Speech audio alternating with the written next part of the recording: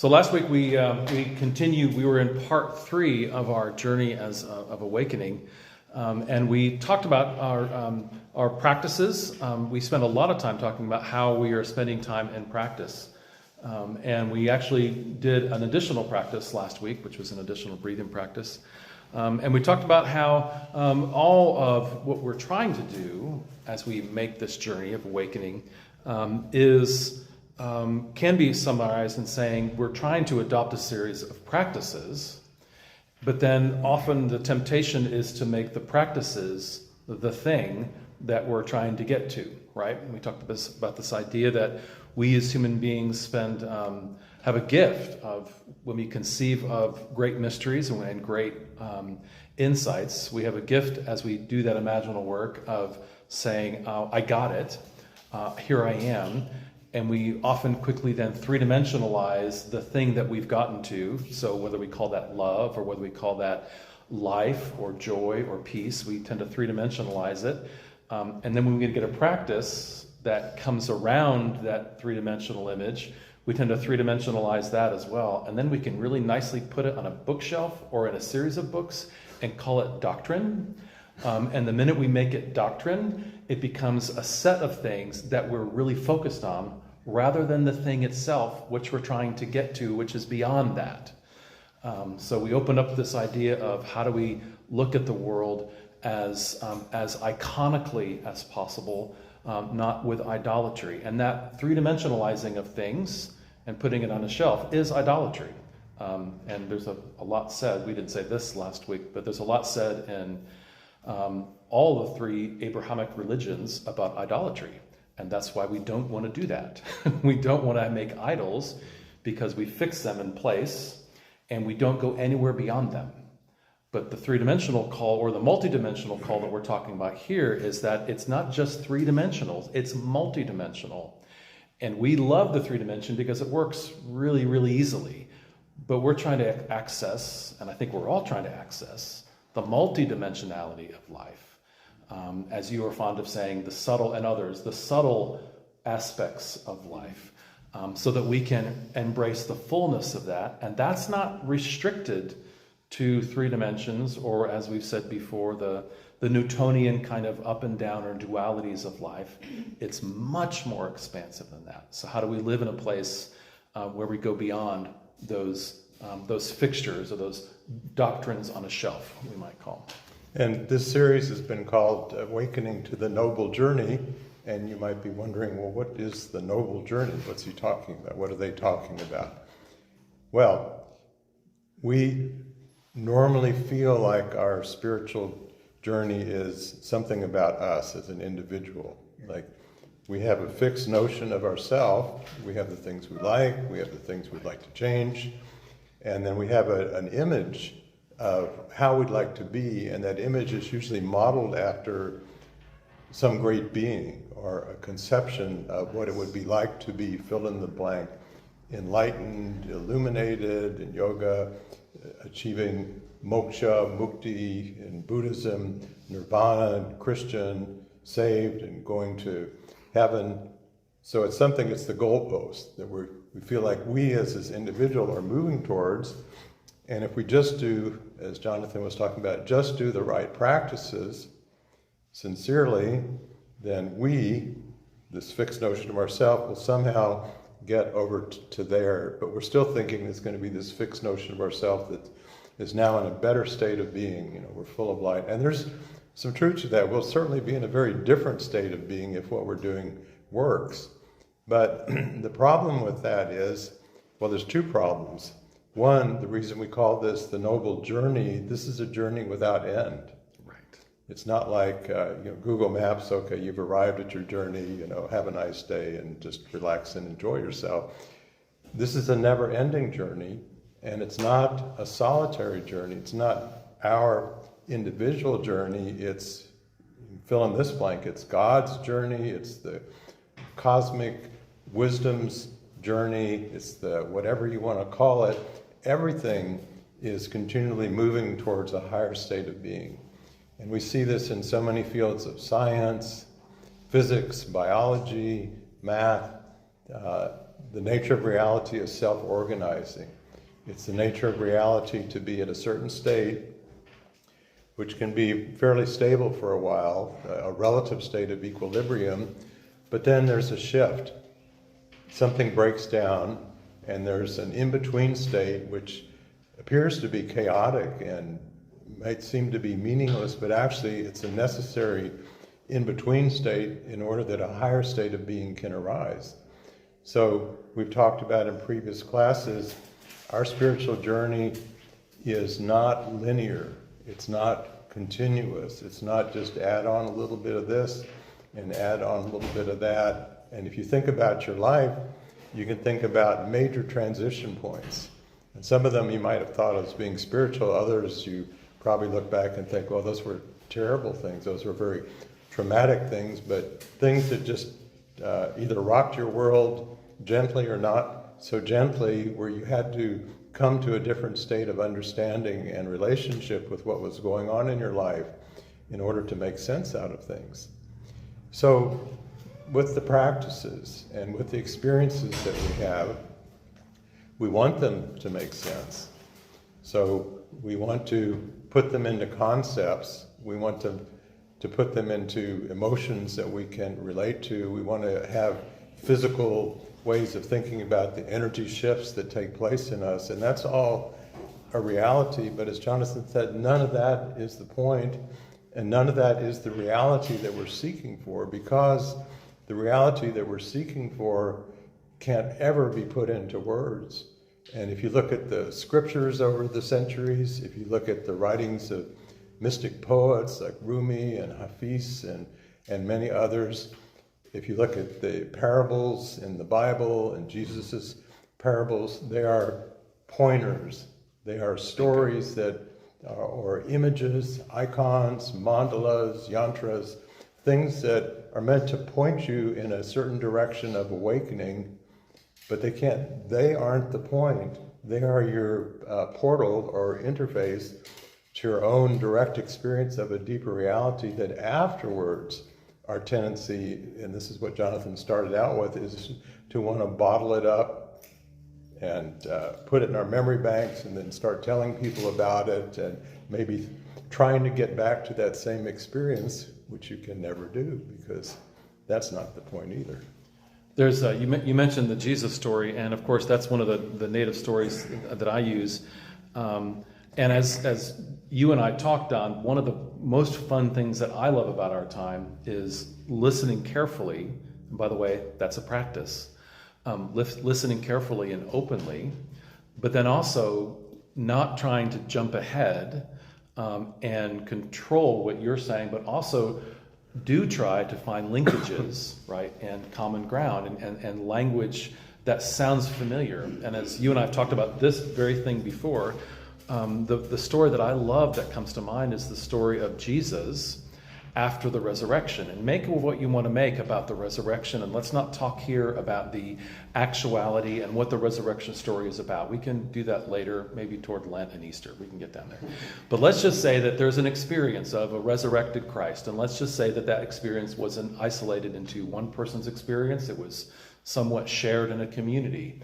That's really all we know about that. We don't know much of the other stuff about it, except there was a community experience of Christness not being away from them, but somehow being present, right? And in that one of those stories, Mary is in a garden and is there when Jesus appears to her, and she recognizes him, and she goes to embrace him. Okay? And what does Jesus say to her? Don't touch me. Don't hold me. Don't take me. Don't grasp me, Mary. I get chills. Because that's exactly what we do. There's a mystery at hand, and we hold it, or we want to hold it and grasp it. And the minute we hold it and grasp it, it's no longer a multidimensional mystery. It's no longer quantum. It becomes radically three-dimensionalized, and then we fetishize it like crazy. So then we build temples, and we build we build practices or rituals, I'm not even call those practices, but rituals that are about ensuring the durability of that doctrine that has arisen around that initial experience of a radical mystery that was multidimensional and cosmic in nature, calling us all to see through that into something bigger. It's like Jonah and the whale. I love telling this story. The ancient teachers, the ancient Midrash teachers would never say Jonah was actually in the physical whale, because the way of asking that question wouldn't occur to them, because actually that's not the point. But we love to have an idea that there's a dude in a fish and got moved, and it doesn't make any sense at all. Okay? And when we talk about a person in an actual fish, think about how small then that mystery becomes. Then all you're obsessing about is the teeth and the guts and how big was that fish and where was the air pocket, and that's all we become thinking. And then we try to find our way in to make sense of the nonsensical. It shrinks the mystery all the way down so that we can put it in books and on shelves. But there's a more expansive mystery in just that one story, in these deep, deep mystery stories, these deep mystical stories that call us innocent. There's a person who doesn't want to do what God has equipped that person to do. And that person knows what they're equipped to do, but really just doesn't want to do it. And knows that God's fundamental nature is to have more mercy than not to have mercy.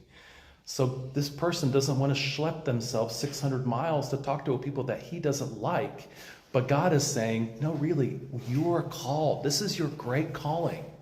So this person resists their calling. Does this sound familiar to anybody who does work with maturity and great adventure? This person resists the calling until the very force of nature seems to be conspiring to move this person to their great calling. That's a much bigger story than a person and a fish.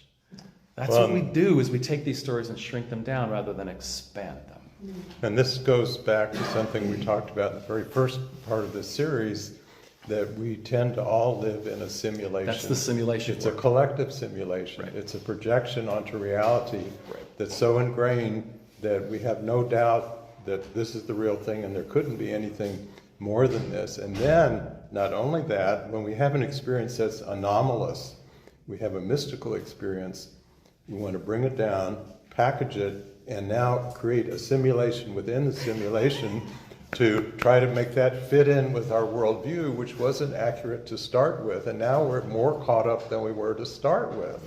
Hence the importance of having a guide on the journey, that little segue. But I loved your little slip of the tongue here. You said multidimensional ministry. Yes. Yes. Yeah. Sign mystery and ministry. Sign me up for that. That we can all be a part of that collective awakening, which is the noble journey. It's the awakening of divinity in life to a greater and greater state of possibilities in being.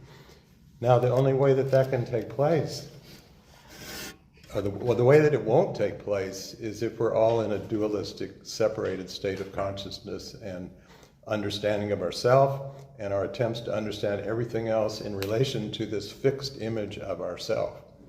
We want to make it fit in. If it doesn't fit in, we either reject it, or if we're open, we go, well, let me find a way I can tweak my model so it'll fit in with my change conception. But what Jonathan was talking about Jonah and the whale and the resistance to that change, the Sufis would talk about fana and baka. Fana is a breaking down of an old pattern of being that's necessary for a higher state of being to take place. There's an in-between state where things don't seem to make sense. You don't know where it's going to turn up. In Christianity, it's sometimes described as the dark night of the soul. But then the emergence is baka, which means rebirth or resurrection. Now there's a higher state of being. And you might think, oh, that sounds great. Resurrection, I'm done. No, you're never done. That's just the next higher state of being, and everything continues to evolve. Well, an idea that occurred to me some time ago about this phenomena, this shattering, it can either be very difficult, which it often is, because we try to hold on to our old ways of understanding and being, but the forces of growth in our deeper self are not going to let us stop there. And the more we hold on, the more difficult that transition is. However, hopefully we gain wisdom along our journey and we start to discover that these transitions are wonderful and helpful and necessary, and then we can have what I call the gentle phenomena. It's like, okay, this was the Sufis call a station, a maqam, M-A-Q-A-M. It's your state of being for the time being, you're learning lessons and so on. But when you're done, you don't want to keep doing the same thing over again. You need to move on to a different state, and you can just gently let go of the old one, welcome the unknowingness with a sense of curiosity and openness and receptivity and confidence that something even better is going to emerge. So, my little segue here, this doesn't work if we try to continue to maintain this separated sense of identity. In many traditions, well, in Buddhism, it said, well, there's no such thing as the self. And where I would seek to modify that is, I agree, there's no such thing as this fixed self that everything revolves around. But I definitely do believe that there is an essential nature of each of our beings. Sometimes it's called the signature of our soul. I think of it as our unique expression of divinity in our way of relating to everything in the world, in manifestation, in the transcendent, to God. We have a unique flavor that's recognizable in this life. It was recognizable before we ever came to this life. It will continue to be recognizable after we go on after this life. So that essential nature of ourself can never die. It was created. Pir Balayat, our teacher in the Sufis, would say, we're not eternal. God is eternal, wasn't created, goes on forever, but our souls are everlasting. They were created, but they never end. They never die. They continue to participate in this noble journey that's not only the journey of us as individuals, but you can say it's God's journey. It's God's awakening to God's own being and the possibilities which are not pre-known, not pre-established. We're going to save discussion for the end. They're not sitting somewhere. They are birthed by our relationship with what we experience. And so every moment is a possibility for a revelation that isn't there, and now we can see it. It's a revelation that takes place in our relationship with what we're experiencing. And I'll have more to say about this in a bit. You mentioned there just a moment ago about this path of deconstruction. One of the classical terms for it is deconstruction and reconstruction. It's worth noting a couple of things about that idea alone in kind of the world of philosophy, but also in the world of phenomenology right now in which we live. We kind of are living as a human being in what we might call a deconstructive place, typically, or especially in the West. And most particularly in this kind of North American context. So I would put just a little hyphen there and say, and if it feels like you're in the midst of that kind of deconstruction everywhere you are, I think it's because we are, and many others say that as well. So that's a kind of a philosophical conversation right now. So if you understand postmodernism and going beyond postmodernism becomes post-postmodernism and then deconstruction, we're living in a moment collectively where some of those things that we have put on the shelf and said, we're going to live this way and this is going to be it and we're good, a lot of those things aren't working right now. So this is, again, what you're saying, Don, it sounds like it's not only true particularly in my own selfhood, it's true as a community, so we have to always attend to that as well. And I would also say, it sounds like what you're saying, this is not a spiritual conversation. Let's just be clear. Spirituality is one of those things that we make into a three-dimensional place, put it in a box, and then put it on a shelf and access it once a week or twice a week. Or maybe when we do yoga, then we're going to access our spiritual selves. In the fullness of what we're talking about, there's no such thing as spiritual, non-spiritual. Those constructs themselves are part of that illusion that we're living within, that we can portion out our lives into aspects of life that have nothing to do with one another. So our work life becomes divorced from our home life, becomes divorced from our play life, becomes divorced from our spiritual life. By the way, that's a very ancient heresy in the church. It's connected to the heresy of modalism, that we believe that the divine life can be portioned up into these modes. It's not. It's all right here. So then, if we're talking about things getting weird in our spiritual lives, things are going to get weird in all of life. There's no such thing as separating that out. So if you feel as though the ground might be soft and kind of mushy, and what you thought was solid is getting a little tenuous, what was solid is getting a little tenuous. It's okay. That doesn't make it easy.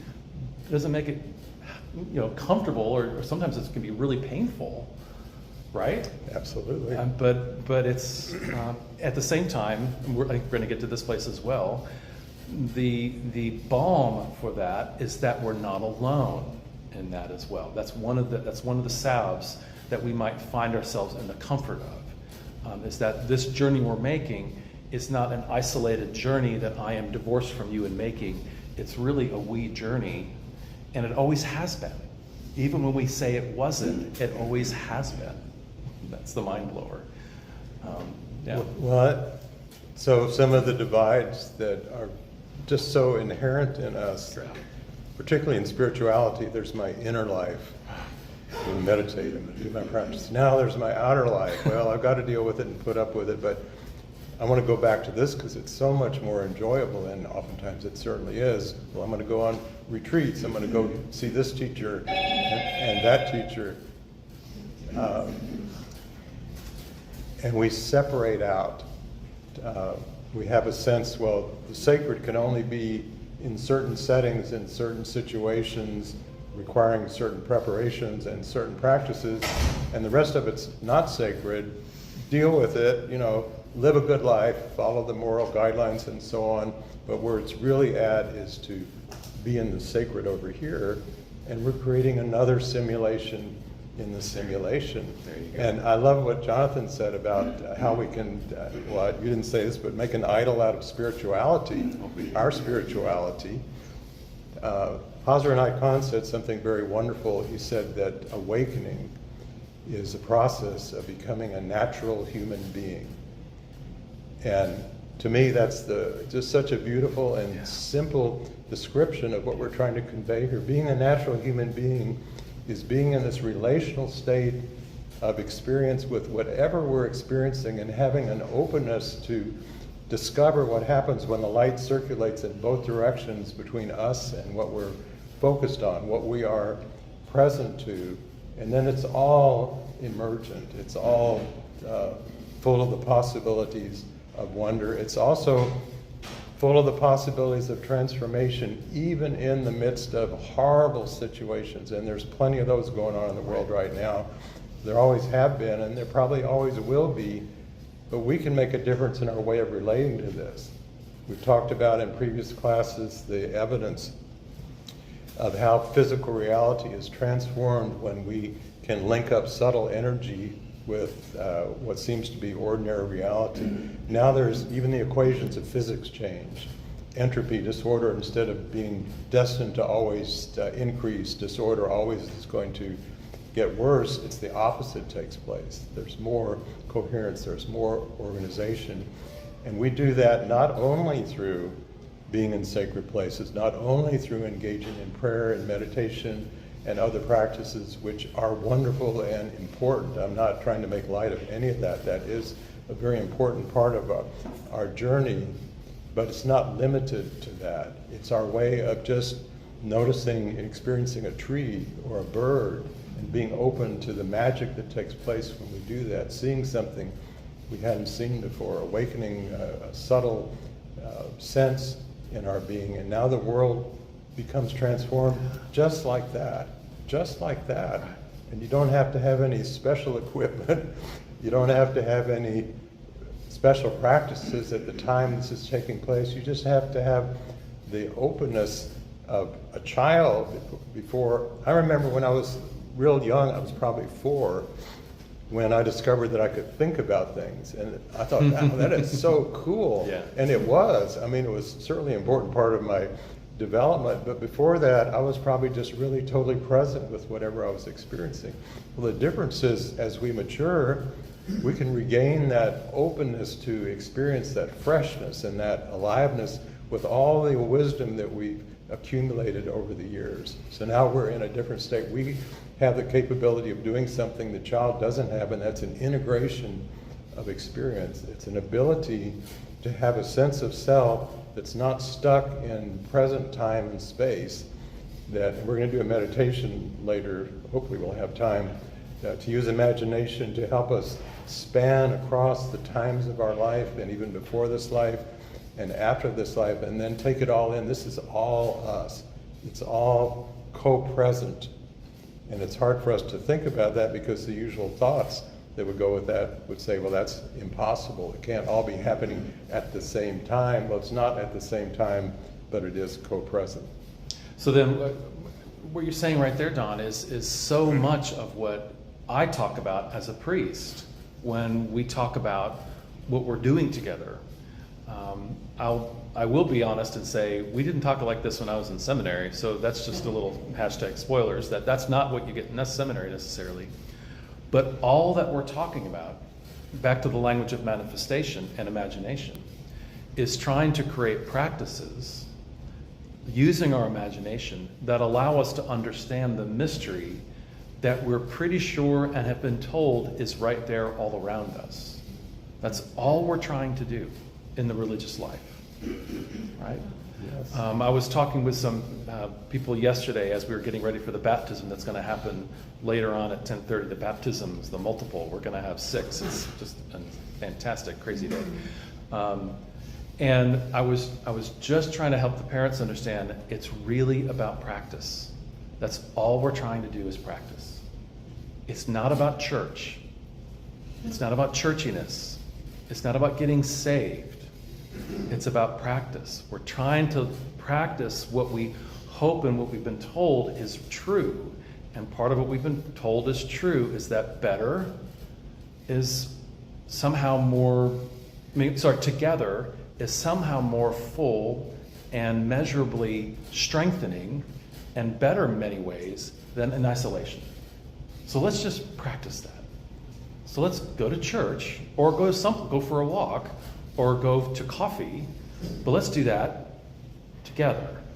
And when we get together, we tend to continually be more selfish and isolated in together places. And I don't know if you've been like that, if you've been to a coffee shop.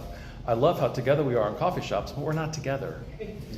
We're a bunch of individuals sitting in the same space. That's not together as well. So we're going to need a practice to help us do that. So we're going to sing a song, because sometimes singing helps us do some things together, and we're going to say some things together. And then if you're in an Episcopal church or a Catholic church, or maybe, we're going to walk together. And we're going to do things like do body postures together. And by the way, this is practice among many, if not all, world religions, that there's some practice of movement and of life together. So if you're in the yogic tradition, you might do this together, and you might do that together, and you might find yourself dancing together. Not because that's the only thing, it's because we're trying to get to a space where we might experience this mystery, and somehow it helps when we're together. What we do then, though, is we say, you have to go to church because you're not going to be a good person if you don't go to church. And that's not at all what we're saying. So if anybody says that to you, maybe you don't want to be mean, but maybe you want to say, I don't think that's true. I think I go to church because I need practice. And I'm better when I practice this stuff with you than I am when I do it all by myself. And what I would add to that, there's a field that's created when you have a group of people with the same focus, intention, desire. Right. And I've talked before, just a simple example, when you have, let's say you have 100 things that are in sync, and then one more person comes along and gets in sync. Let's say it's a group that has a common intention for a certain purpose. You would think, well, one more person is going to make 1/100th more difference. Nope. It can mathematically be shown that the added contribution to the group's energy is going to be 200 times that of a separate individual acting in isolation. Right. So church, you don't have to even physically be in the same space, because we've talked about non-locality. You have millions of people now around the world holding an intention and prayers for peace. There's so many places that need this. And you might be thinking, well, what difference am I making? I'm sitting here. But if there's 10 million people doing this and you join in, now you've added 20 million times as much to that group field as a separate individual doing that in isolation.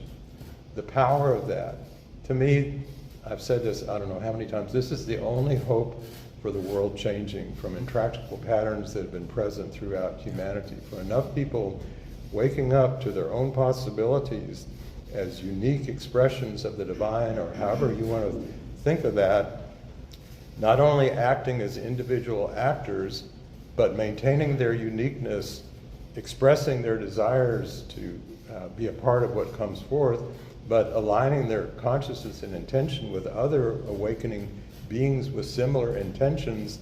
The force of this is exponentially stronger than hordes of separate individuals who are trying to go against the light. In yoga, Tantra, there's two forces. There's Vidyamaya and there's Avidyamaya, toward the light, away from the light. There's always going to be these two forces.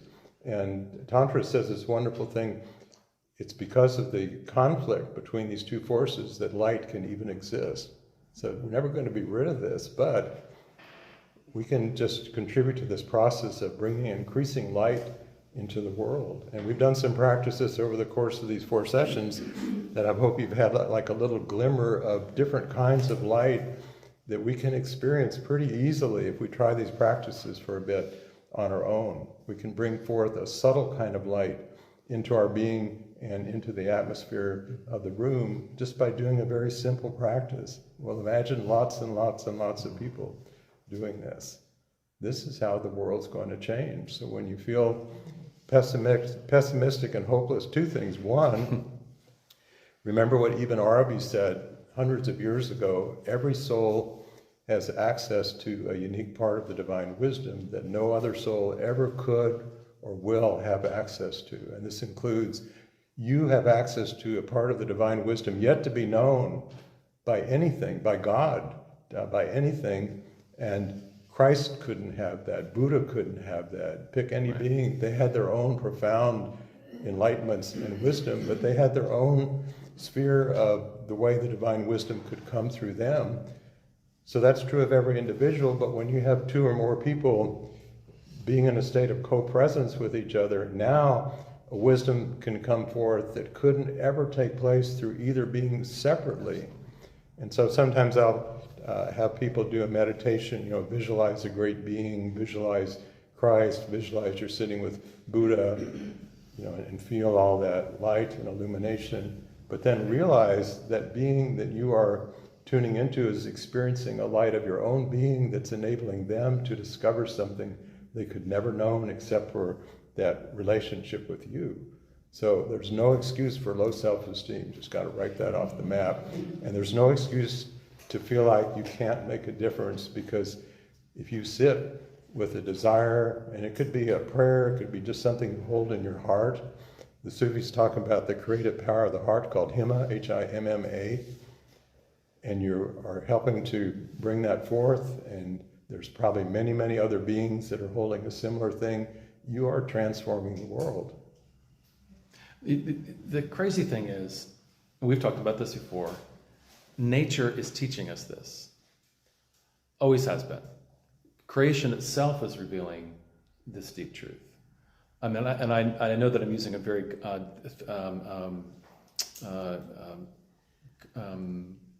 Abrahamic term saying creation, right? So however you understand the natural order, the natural order is revealing that this is the way that things work.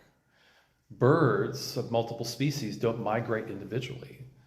Birds migrate they call them mixed flocks. So if you see a group of birds flying north or south, you're going to see them together. And even if they don't all migrate as mixed flocks, they don't. The geese, for instance, when they're migrating in groups. And when you watch massive groups of hawks migrating, they're migrating as groups, and they're going together. That's not to say the individual doesn't ever have a role to play. A peregrine falcon sometimes just flies through the sky all by itself. But even peregrine falcons feed and work in their nesting places or in their feeding ranges in collaboration with other creatures that are around them, and of course with their family groups. But then trees.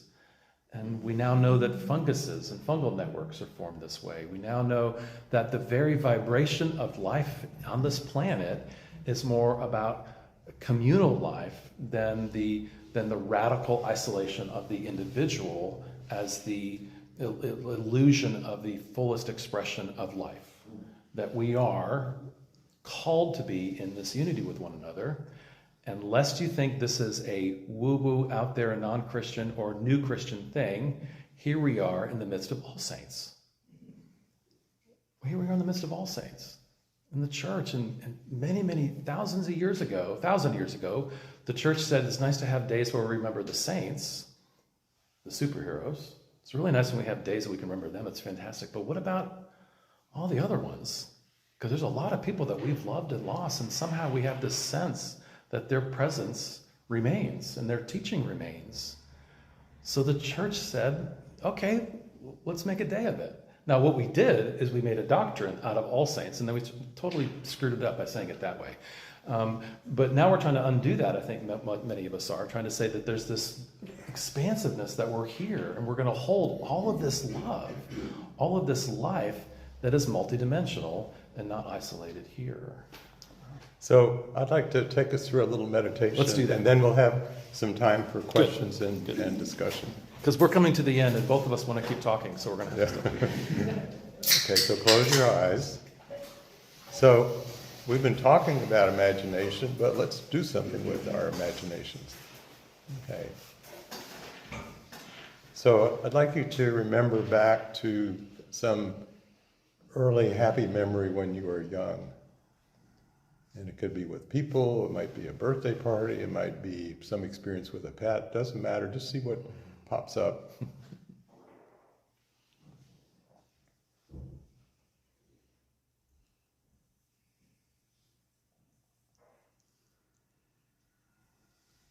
And as you do this, feel like you are living that experience right now, you're feeling it. It's happening right now.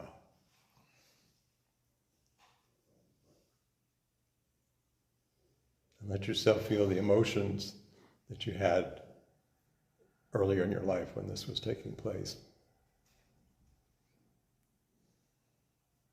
The way the world seemed, the way it looked, the way it felt.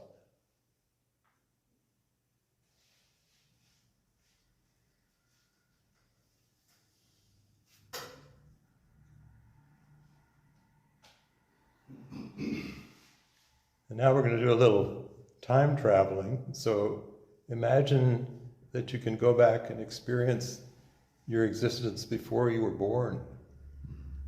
And you might be thinking, well, let's see, it should look like this or that. Just be open to something that comes into your mind. It could be a visual image, it could just be a feeling. The Sufis say that each of our souls is as a unique ray of light that emerged from the divine central sun. And I like to think of each of those rays, each of our souls, is like an emergent prayer of the divine. And the divine had no idea how this prayer was going to be fulfilled.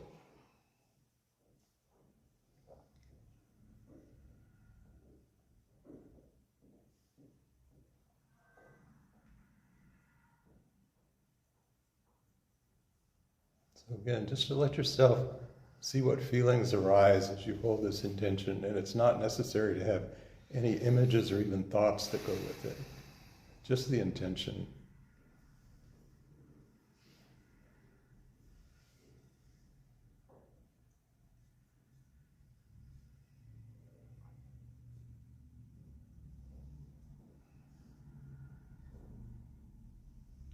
Now imagine that your existence before this life, your early life, present time, is part of the, say, the tapestry of your soul, a multidimensional tapestry of your soul, which we could say is a depiction of the allegory of your soul.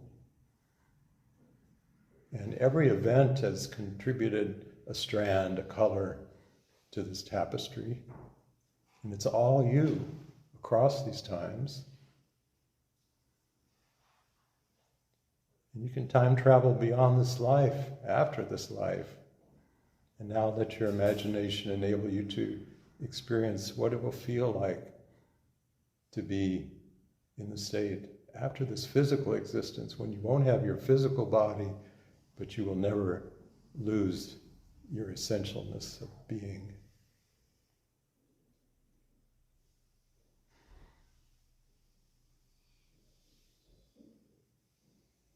In fact, some of the veils that made it difficult for you to perceive the actual nature of reality are no longer there, so it's much easier to experience the reality in which you exist.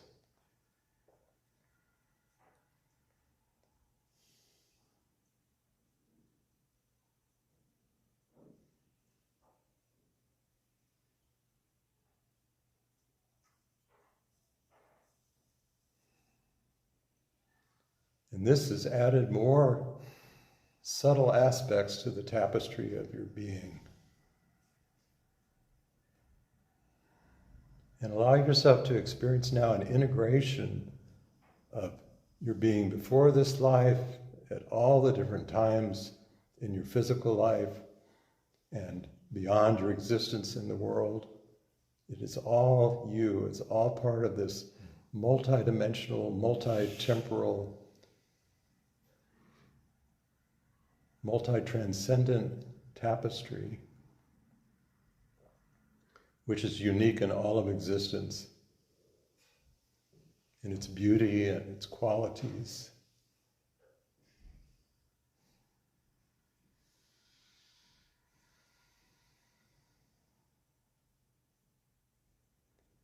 And now let yourself use your imagination to discover how this wonderful multidimensional tapestry of your soul is part of an infinite, never-ending tapestry of the divine being in relation to manifestation in every level.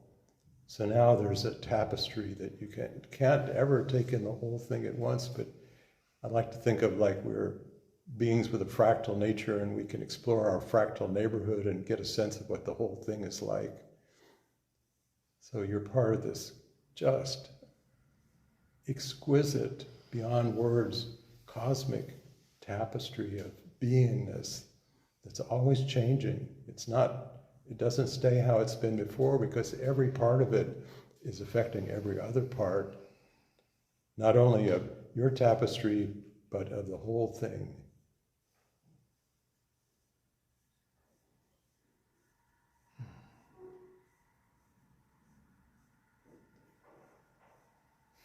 So you can Pure Light would like to say, make a pledge to yourself that you will strive to always participate in this noble journey.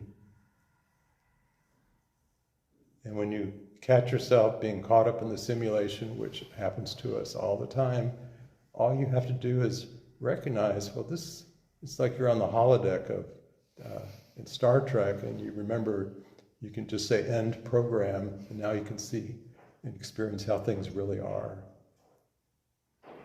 But you're not trying to lock in any conception about how things are, because "are" is not even the right word.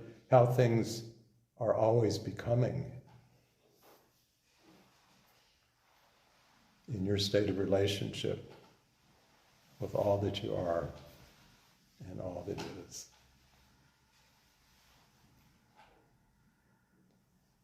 Amen.